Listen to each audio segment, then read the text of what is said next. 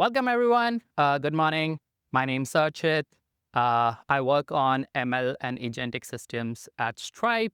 I was invited here by the lovely folks at Union to talk about what we are doing at Stripe with our agentic systems. I would not be as much talking about agentic engineering, but more around agentic decision making. Mauricio has already done a great job of covering a lot of that ground. Please do check out the lovely demo Union folks have out in the booth. And with that, we can get started. Maybe if you have been in dealing with agents, dealing with agentic decision systems, this might ring a bell. You built an agent, you tested it, you sent it out into the world to do some good, hopefully, and then it turned its back on you, right? Maybe it rejected some legitimate customers and you didn't really know why. It did well when we backtested it. You are seeing really long lead times for the agent to complete your evals.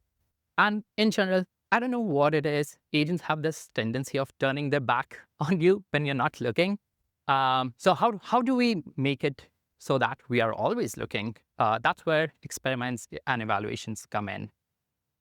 I think all of us agree that this is a completely new paradigm.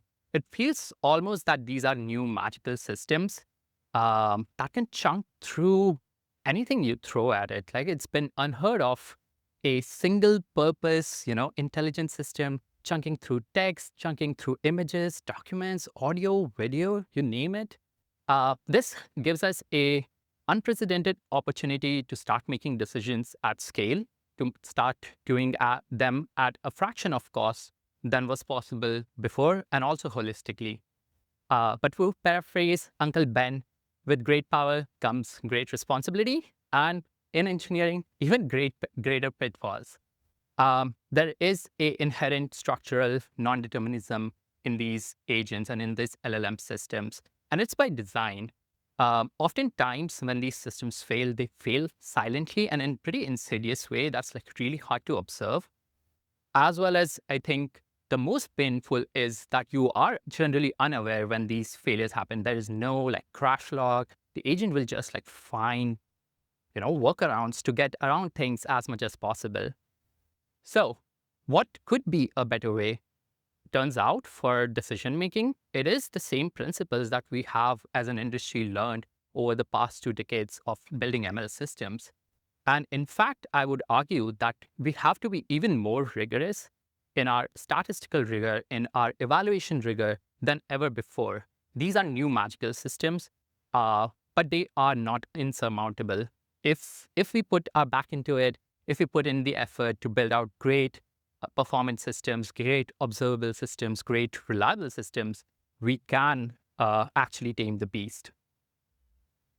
In the talk later today, I'll talk about what we at Stripe had learned from doing these things at scale. A quick rundown would be proceeding with evaluations rather than using them as an afterthought, focusing on measuring all of the facets, not just like the final outcome.